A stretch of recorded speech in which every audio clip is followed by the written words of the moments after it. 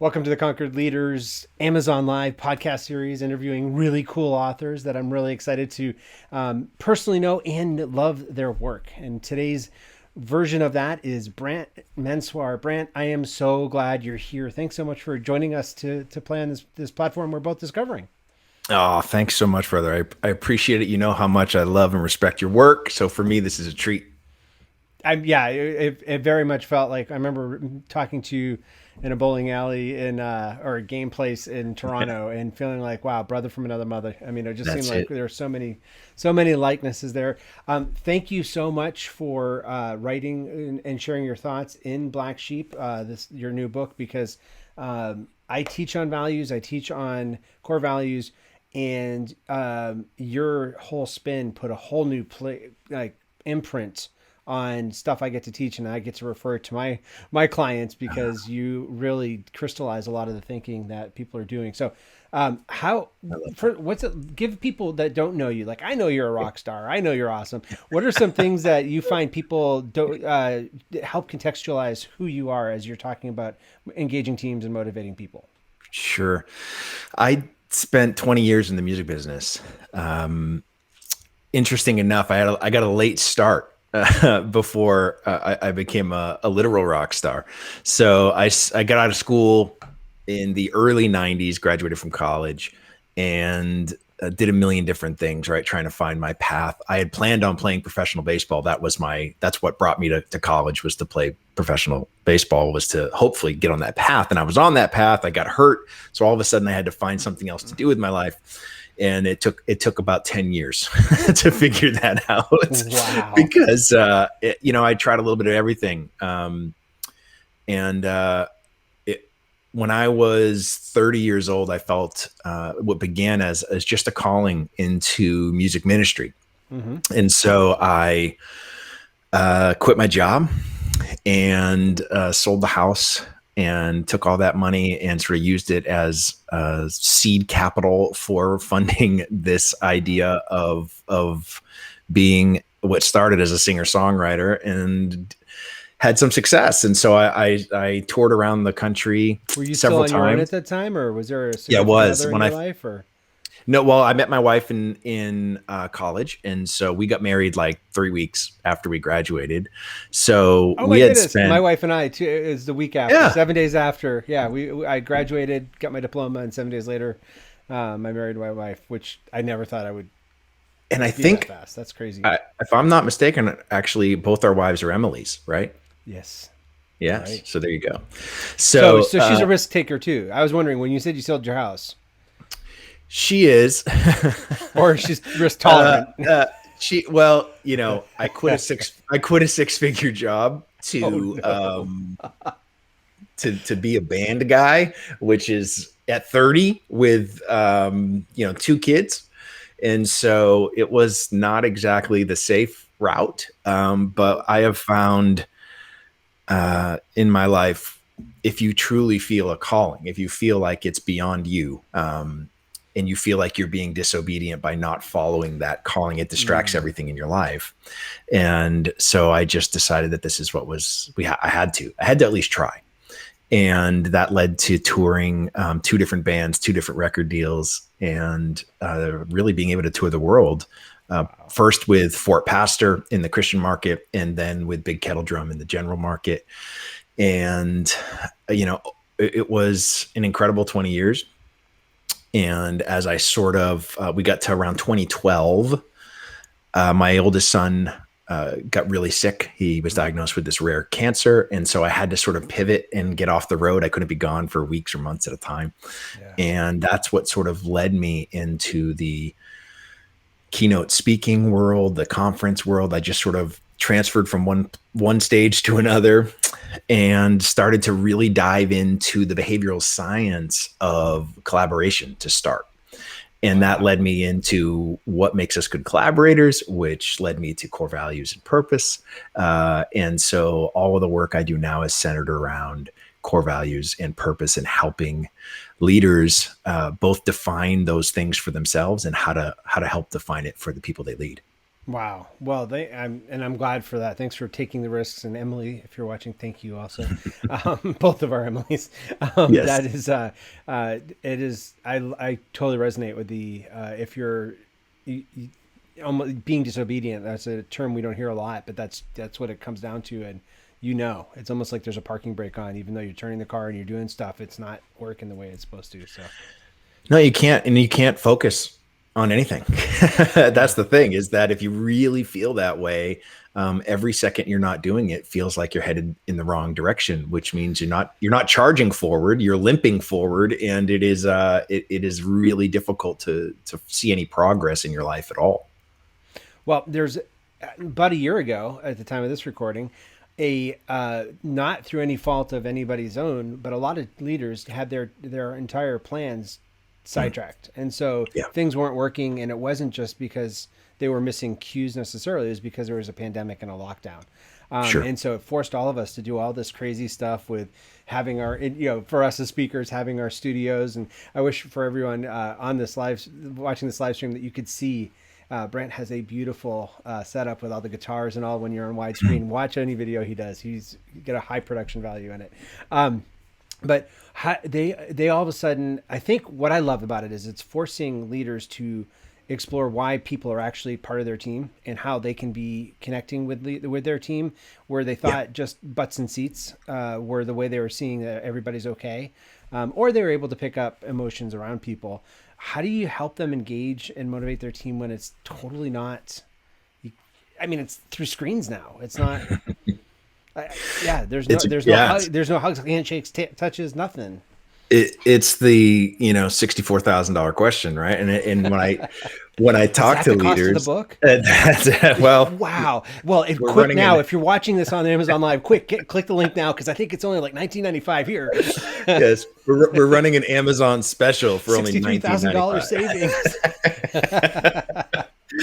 You know, when I'm sitting around talking to my friends who are leaders, the conversation always sort of comes around to this: how do I best engage and motivate the team, right? Like that, Yeah. it always comes down to that. And they try everything. They try all these different things to get them engaged and motivated. But the real challenge of the whole scenario is that when we try to approach engagement and motivation, we usually focus on trying to change behaviors.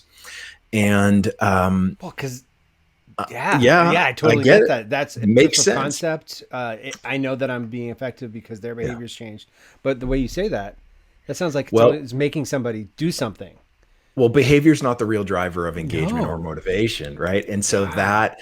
that sort of leads us to trying to accept this truth. And the truth is it's values that actually drive engagement and motivation. In fact, it's the very same values that drive that behavior you're trying to change.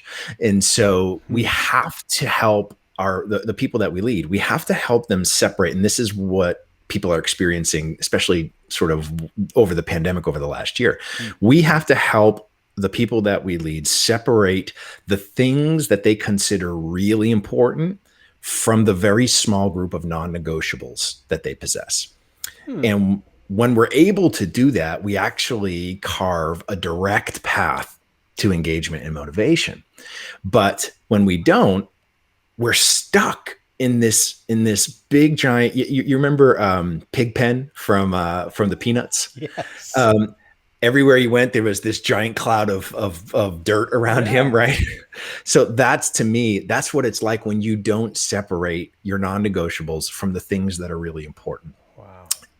Over the last 6 months or so since the book launched, we launched the book with an online assessment. And the online assessment helps you first identify those values that are really important to you. And then it helps filter those down to your non-negotiables. And what we have learned Interesting about, difference that there's. yeah. Oh, there's a massive difference. There's a mile of difference between really important and non-negotiable. Really important, someone can still influence you one way or the other. Non-negotiable means no. It's a no. And it's not, there's no Wow. discussion. It's just no. And so, the interesting piece is this: the data that we've been able to collect from literally now thousands and thousands and thousands of people who have taken the assessment. The average person selects at least 30 values that they are saying are incredibly important to them. But we know that it's really virtually impossible to honor more than 5 a day. And so you have to get to those non-negotiable 5. I call them your flock of 5 black sheep values. When you get to what those are, you can be incredibly deliberate with your intention, right? When you are engaging through those values, it keeps you motivated. It keeps you committed. It actually engages your purpose, and it helps you align what matters most to you with what matters most to the organization. And when you have that sort of alignment, you have happy employees and a stronger organizational culture. And so that is sort of what we do. We know that there is this swirling of all of these things that are really important around everybody. And we have to separate those from those things that are simply non-negotiable. When I mean non-negotiable, I mean, no matter what you say to someone, you cannot influence it. You cannot change it. It cannot be dyed just like a black sheep's wool. So that so tell me, have you ever been a shepherd? Like, how did you get the black sheep? How did you learn that black sheep wool? Because that to me is one of the indelible, no pun intended, reminders of what the core values are versus my aspirational or my important things. Sure. So interesting enough, I have felt like a black sheep for a lot of my life. Not in the maybe traditional sense of an outcast, right? So when we think of black sheep, we think of an outcast, but all of that is based on this lie that we have sort of accepted for centuries, that black sheep are somehow a problem. The real reason that black sheep are not valued by farmers like the rest of the flock is because a black sheep's wool cannot be dyed. It cannot be made into something it wasn't meant to be. So every black sheep is 100% authentically original. And when I learned that, I'm like, that's literally my life's goal. Like, all I want to do is be that 100% unique creation that I was created to be, right? And so the question became, well, how do we get to those, what I call your black sheep values? What are those very small subset of values that no matter how much someone wants to try to twist you or change you, they simply won't be changed?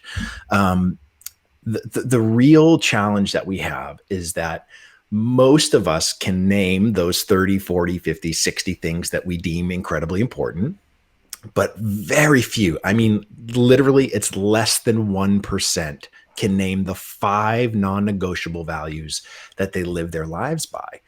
And when that's the case, it creates an incredible problem for people trying to do anything on purpose. Yeah. If you're going to do something on purpose, you have to know what your purpose is. And your purpose is born from those 5 values. So you can see it is a cart before the horse. It is this scenario that what you think is real is not actually real at all. They're just things that are really important. And I understand, and I hear you when you say they're really important, but they're not non-negotiables. And that is where we have to separate those things so that people can focus with deliberate intention and not get distracted or overwhelmed like we've seen for the last year, when you've got now kids at home who are having to learn, and you've got, you can't go to work, you're having to use Zoom, you're having to use all this new technology, you're having all these things, right? Here's all the swirling stuff around you. I'll be completely honest with you. It hasn't been that hard for me to pivot because I only focus on 6 things. I have 6 values instead of 5. But you said 5. Wait. I'm a rock star. We do everything to excess. Okay, could you do that one more time? If you notice right behind him, could you move one of those books, the orange? Oh, and you're focusing too. One of them is The Surprising Gift of Doubt, which I hear is a great book, and it happens to be right below the screen too. Right there, yes. It's an amazing. I heard you have an amazing quote in there by this really best-selling author. Gosh, I wonder what it could be. Oh, wow. I happen to have a copy right here alongside yours. That's amazing. Yeah, something about it being a rock star book. Thank you so much for that. Totally. Listen, I have lived, you can't be in a business that's completely subjective and not have doubt. It is just, no matter, I don't care how much swagger you got. And trust me, I got enough for both of us. Yeah. You still have that doubt you've got to wrestle with on a regular basis. Yeah. That's great. So we were talking about we were. I don't know where entirely we were talking, but I remember what one of the things you just said was the stuff that are important that is still negotiable. I think that's one of I see this with a lot with leaders that hire people that say teamwork is a value and they agree to the organizational values of teamwork, and then in these terms I'm seeing the employee's behavior indicates no, it's a negotiable. There's something else that's more important, like their autonomy or their individuality. Mhm. Um, Yeah, when we don't drill down to the non-negotiables, we are unconscious creators of whatever we're doing. huh? Okay. So the Yeah. goal is to become conscious creators, and the only way for that to happen is to define these 5 or 6 non-negotiable values, and you start to contribute through those values. When you contribute through those values, you know what you're doing is you're becoming this conscious creator that's giving unique contribution. It's what I bring to the table and nobody else, because these are the very values that make up the fabric of who I am. Mm. And so the idea is that unique contribution allows you to do more with less. And so the idea of all the things we've been struggling with for a year of furloughs and layoffs and companies and leaders going, how am I possibly going to hit my numbers when the world looks the way it does? The answer is through unique contribution. And you have to discover what these things are to become that conscious creator that can give unique contribution. Well, and then you don't feel like you're adrift in the same way. You may be out That's in the right. sea, but there's an anchor or there's a center that these are the non-negotiables. This is what I'm about, and this is That's right.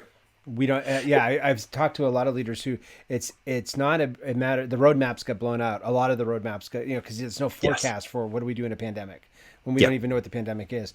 But it's the compass. We need that moral compass. Yeah. That or inner compass. It doesn't have moral makes it sound like it could be some other highfalutin Sure. compass, but it's just how do you operate? How do you orient yourself in the midst of a storm?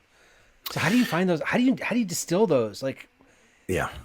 Yeah. because you said only one There's a, percent, and so the achiever in me is sure. like, ooh, I want to be one of the 1%, and I actually have written down. I've tried to in the back Yeah. page. I was jotting Yeah. down the things that because I've done a lot of work on this sort of thing, but I hadn't heard it Sure. presented this way before, so Mhm. I wanted to identify. I think I'm still beyond 5 Yeah. though.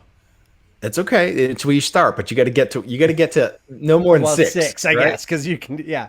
But I'm not a rock I star, so can I probably do have to do 6. 5. The truth is there's a couple of different ways that you can get there, right? So the maybe the traditional way, the more difficult way would be through sort of going back over the course of your life and thinking through what Maslow would call peak experiences, right? So you find these peak experiences, and it's these peak experiences that shape these values that you possess. Now, those peak experiences could be both positive or negative, right? So they Okay. could be really powerful positive experiences, or they could be incredibly harmful negative experiences that you say, I'm never going to be like that, or I'm never going to allow that to happen. Or, we see this in Wow. cases of abuse. We see this in lots of different scenarios that the values are born from negative experiences.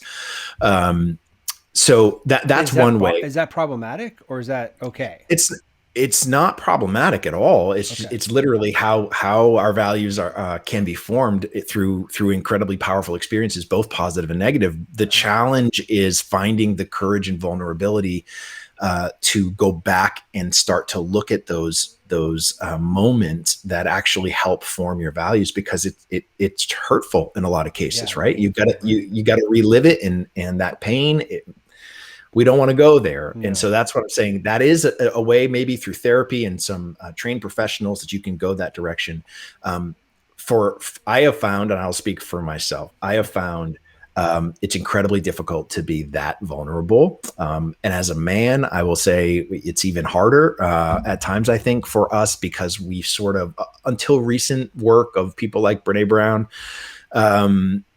you know, vulnerability has been perceived as a weakness. And so it's hard to go that direction. So what we tried to do with the book was give some other ways to sort of shallow dive into a very deep pool to start the conversation, right? So one of the ways is through the online assessment. Anybody can take it, right? It's at findyourblacksheep.com. You click on Find Your Flock, and it helps you sort of narrow down what's really important to your non-negotiables. And for anybody that's that may feel overwhelming, it is literally a simple web page of a lot of check boxes, and there's no right or wrong. You just check. We say assessment. It's really a fancy survey. Let's be honest. It was refreshingly simple to go to and do. So that was the really goal. like that. Yeah, that's the goal. I didn't want 400 questions. I didn't want. Tell me about your parents and what was. I'm most like Khloe Kardashian. I thought that, but I didn't want to say that. No. We tried to keep it incredibly simple and impactful. Right. That's the beauty of that book. Is it is so simple in concept that people understand what it is. And so they, instead of being afraid to take that deep dive, they are taking these little small steps in different ways to discover those same answers, right? So you could take the assessment. One of the other things that the book sort of lays this out is, you need to really take a look at your favorites. So there's a reason we all have favorites, and it's because favorites connect our head and our heart. And our values sort of live in our heart, but they are sort of the experiences exist in our head. So when we go back and think through our memory of all these different things, when we can connect those two things, it creates this incredibly powerful experience. It engages your limbic brain. It's where all of your emotional long-term memory is stored. And so for the same reason that you remember song lyrics written 30 years ago, that same science allows you to really allow these values to resonate, and you can recall them with that sort of accuracy when you need them. So when you say favorites, it's the favorite values. No, I'm talking about in general, your favorites, your favorite movie, favorite song, favorite food, favorite smell, favorite, whatever you're looking at, that's a favorite. When I was reading the book, the favorite food part really got me because it was, or smell. I had never thought of using those senses that way. And wondering what is that? Yeah, that was really helpful to unlock this. Our favorites leave breadcrumbs back to an experience, which chances are helped form those values that we're looking for. And so that is how, so favorite movies is really one of the easiest ways to do it, right? You look at a movie, you try to figure out why is it your favorite movie. When you go through the assessment and you get your flock of 5 that you think you have, one of the first assignments is go back and watch your favorite movie. Do you see these 5 things represented in that movie? And chances are you're going to see them over and over and over and over again. And that's why it's a favorite. It's not why you think it is. And it's just it's a really fun, interesting way to start the conversation. This is a very deep conversation. So when I say all this stuff, this is not easy work. And it's why there's only 1% of the people that actually do it, is because it's difficult work. But those that do, it is such a competitive advantage in their life that they're the ones that are absolutely crushing it day in and day out. Well, I know even before I read this book, when I did a values sorter back in my Franklin Covey coach training, independence was one of my values. And it shocked me knowing that looking back, not having had the detailed framework that you give, but realizing the breadcrumbs, as you just mentioned, where I get really frustrated is where I lose my independence. Yeah. So when I'm faced with a position that has a bureaucratic security, the seeming security, or the risk of selling a house similarly, and but having the freedom or the independence to do something, I'm going to err on the side of independence. And it feels less risky after, because that's a non-negotiable for me. There's just like, and I'll be a team player, and there's nuances, but yeah, it's really interesting. I love the words that you put around some of the experiences I had, because it helped really explain why I do the things I do, and where there may be friction too. So it's one of those things that, so for me, my 6: creativity, hope, impact, empathy, family, authenticity, right? When you sort of first get to this point where you think you know what your flock is, you have to prove that they're indeed real. What we often find is that some of us powerful. This was really powerful for me when you said it, because this is where, my goodness. And I now teach this and credit you because of that like there are values that you Yeah. So talk about, how do you know that they're indeed the right? Is this the aspirational value versus real It core is. value? Yeah. Yeah. That was Yeah. mind blowing to me. I loved it. Yeah. Yeah. So what we've sort of discovered over looking at this data and people who have been coached there's a 5-week program. So people who've been Nice. coached through the program, what we know is when they first take the assessment, out of the 5 that they say, here are my 5 black sheep values, 2 or 3 of them are 100% percent authentic. We can actually find multiple examples over the course of their lives to support it. But we also know that 2 or 3 of them are complete fabricated BS. And there's several reasons for that, right? One of them, they are aspirational sheep. They are who we want to be, but they're not who we are. Okay. The second part is some of us have been conditioned to care for other people's sheep over the course of our lives, right? So Oh my maybe you grew up goodness. caring for siblings or an elderly parent or grandparent.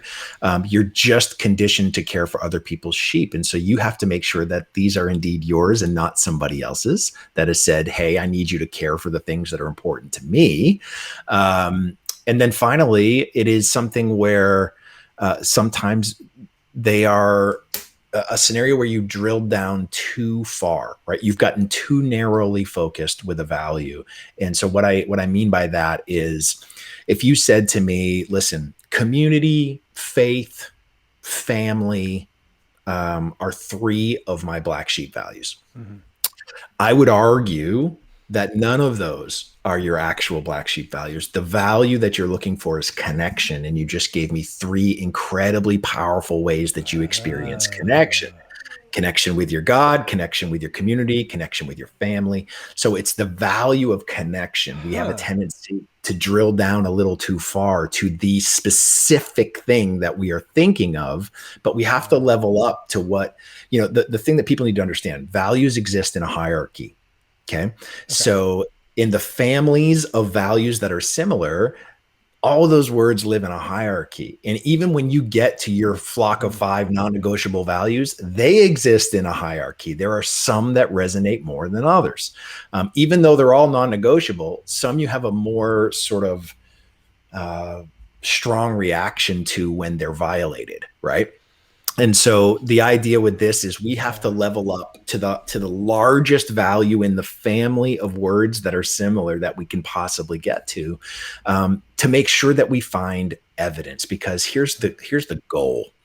When you discover what they are and you prove that they're real, the goal is for you to feed these sheep every day, all of them.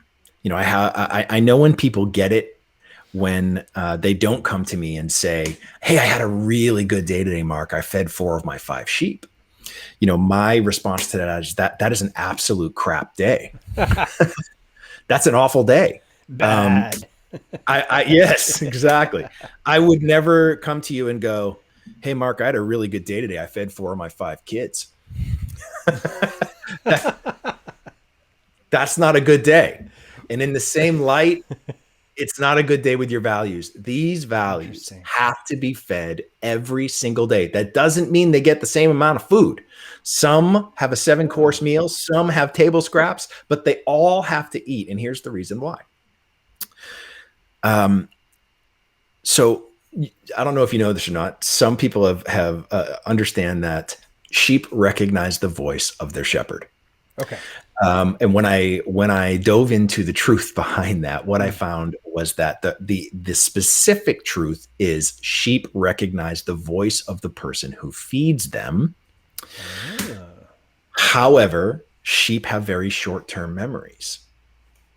And so when you feed these values every single day, they recognize you and they're there for you when you call them and need them. But if you are not feeding them every day, it can be really difficult to find what you need in the moment. Even worse, if you're feeding someone else's sheep, guess who shows up looking for food in the worst possible moments? So you have to feed all these values every day so they recognize your voice and they're there for you when you need them. That's the analogy that we use to get people to understand how important it is to feed these sheep every day. Feed your sheep. Wow. So I'm thinking of a leader's role. I'm thinking leaders and teams. The leader, I could see feeding other people's sheeps. There are so many expectations that are thrown on leaders about this is how you're supposed to lead. This is the job I thought I was supposed to do. This is what we should be doing. There are all these shoulds and oughts that get put on people. Mhm. But so finding feeding the sheep for the leader can be incredibly prevents burnout because you're in your flow, in your uniqueness, that indelible imprint. So I can see that, but my fear, I could see also leaders freaking out like, yeah, I want to get rid of feeding other people's sheep. But what happens when my team thinks my organization's sheep, that they shouldn't be feeding my organization sheep? I mean, how do you teach this to a team without, or is it bad if it dissolves the team? I think there's two separate issues Okay. in that example. Okay. Okay, sure. One issue, let's look at the overarching issue of that conversation is, are your organizational black sheep values real? Right. That's number one. If an Well, they're organization on is the wall in the right, office I that we don't know. go to anymore. So There's a picture of a frog holding on to a branch that's almost falling off. I mean, we've got all the motivational posters we need. So the first part of this is, do people see real life examples of what the organization says are our non-negotiable black sheep values? So that's a whole separate conversation for here's what we profess as opposed to here's what our people experience. Wow. Right. So that's one conversation. The second conversation is, how do I individually engage with what the company says is the most important things to them? And the truth is that we use our values to build a bridge to their values. So for instance, if you told me that transparency is one of the organizational values, I have to look at transparency through my flock to know how to contribute. So I look and go, how can I be creative to express transparency to my team?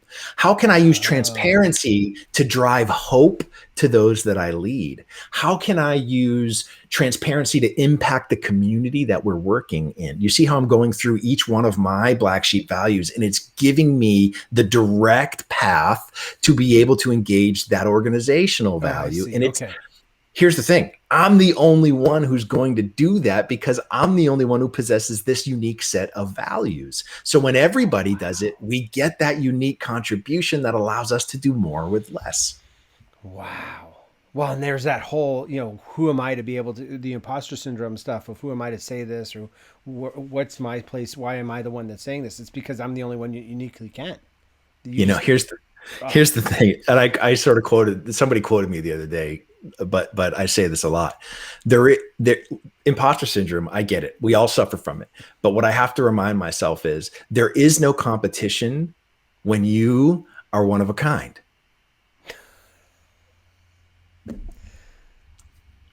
If I had a mic, I'd drop it right now. Yeah, that's So why are you comparing you can't compare something that's one of a kind. And that is why you need to discover those things that make you who you are. wow. And that to me it's taken me a minute, but I don't suffer from that imposter syndrome anywhere near the amount I used to several years ago because I just own who I am and what I bring to the table. And the beauty of when you discover these things, part of what you were just talking about with these leaders having to feel like they have to feed everybody's sheep, they're not feeding everybody else's sheep. They're feeding their sheep. This is the difference. If I tried to sit there and go, I lead a team of 500 people, and if I have to feed 500 people's sheep, I'm going to go crazy. Yeah. I don't. All I have to feed is my sheep. And it's through feeding my sheep that I can make connections with all the people that I lead. But I'm not looking at their sheep. That's them. That's what makes them unique and original. I have to focus on what makes me unique and original. And when I focus it to that, it's completely manageable and it does not overwhelm me. And that's why I can handle a pandemic. My son's been in the hospital for 2 weeks. I have been a very different person this time around than I was the last time we were dealing with some of these issues, because I've separated the things that freak me out from my non-negotiables. And so my first question every day is what's happening violating creativity, hope, impact, empathy, family, authenticity. If it's violating one of those things, I go to what it's violating, and I can address it head on, as opposed to 50 swirling things above me trying to pick out what's that thing that's making me feel the way I feel. Wow. So, and I guess part of the question part of the messy question I asked also was the thing that Leslie and I talked about in a previous episode of vulnerability isn't weakness. We see vulnerability as weakness, but it actually takes an incredibly strong person to be vulnerable. So it does. And, you know, it's the vulnerability humanizes us in a way like nothing else can. Vulnerability can take somebody who does not like you and break through that wall so that they can see the part that they share with you. And so, you know, you start to see that, in the book, I talk about something called kintsugi, right? And kintsugi is this ancient Japanese philosophy, and also I didn't know how to pronounce it. So yeah, it's a very specific way to fix broken pottery. And ultimately, you know, kintsugi, the story behind it was there was this Japanese shogun who had his favorite tea bowl broken, and so he sent it off to be repaired, and it came back with like staples in it, and like it was ugly, and he was just not happy with it at all. So he gave it to some local artisans, and he said, look, I don't care how you fix this, it can't look like this, so do something. And so rather than try to make it look exactly like it was before it was broken, they went out and got the most valuable resource they could at that time, which was gold. They melted the gold down, and they used the gold to repair the cracks. In doing so, they did two things. Number one, they made the bowl worth more than what it was before it was broken, because now it's laced with gold. And number two, they told the history of the bowl. In doing so, it showed some of what had happened previously, and you could learn that. And when I learned about this, what really resonated with me is, if you truly, and I've spent a lot of my life trying to be unbreakable. If you really want to know the secret to being unbreakable, it's accepting the fact that you're already broken. When you accept the fact that you're already broken, we can stop trying to avoid the things that we are afraid are going to break us, and we start to focus on the things that hold the brokenness together. What is the most valuable resource you possess in your life? It's those black sheep values. Those values are what hold your brokenness together. And that is why we should be focusing on that, and not trying to avoid every situation that might break us. Wow. I'm glad this is recorded, because I get to replay that over and over. It just reframes brokenness to it's the humanness. It's not something we need to apologize for. It's about, it's what makes us unique and valuable, even. 100%. Wow. So where a team's struggling to, like, there's a leader who's like, oh no, I think there may be another 12 months of this remote. And I'm hearing reports from corporations that 60% of their employees don't want to come back. Like they want to stay employed, but they don't see the need for an office. And so how would you, if there are a couple of things that a team leader could do right now to engage and motivate their team, in addition to buying the book, which should be right over there. Yes. Or right over here somewhere.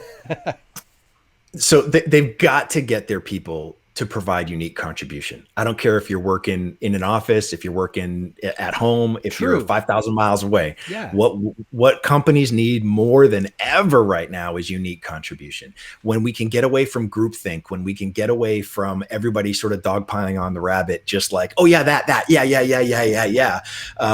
We get mediocre results that way.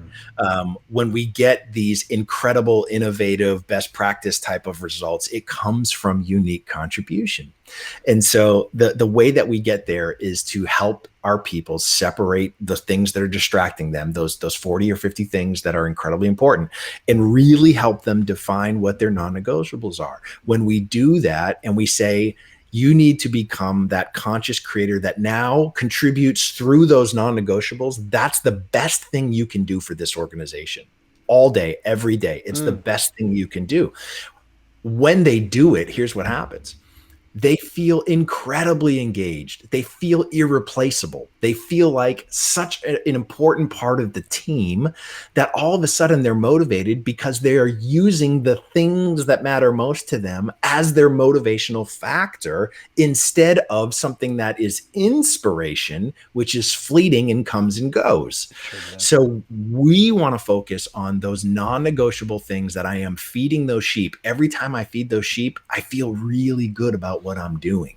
And so if we can get them to do that on a regular basis, it doesn't matter if they're 5 feet away or 5,000 miles away. It really doesn't matter because they're going to be providing that unique contribution that helps us maintain our goals when we have less resources to do it with. Oh, wow. That's wonderful. Brant, I could talk to you for hours. I would love to. Where can people find you to find more? Where can they find the assessment? And where can they continue to get more of this goodness? Simple, brantmenswar.com. If you look at my name right there, that's what it is. Just brantmenswar.com. You can get to all of my speaking engagements, or how to get me to come and talk to your organization. We do these private assessments for all the organizations that I speak for. So you get to know exactly what your organizational flock of 5 is. And then we can actually see if what your people say are real is what you say is most important, which is an incredible exercise. So you're when people bring you in as a speaker, you're helping them. Part of the process that's baked in is helping them find their 5 organizational sheep.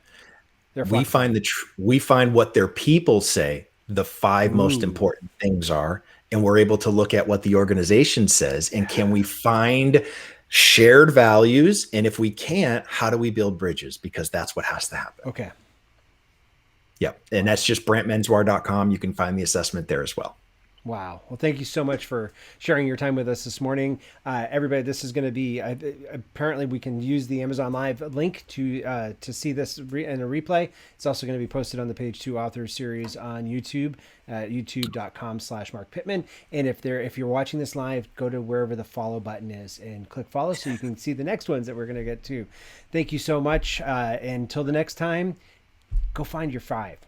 That's it. Thanks, brother. Yeah, you too. Bye now.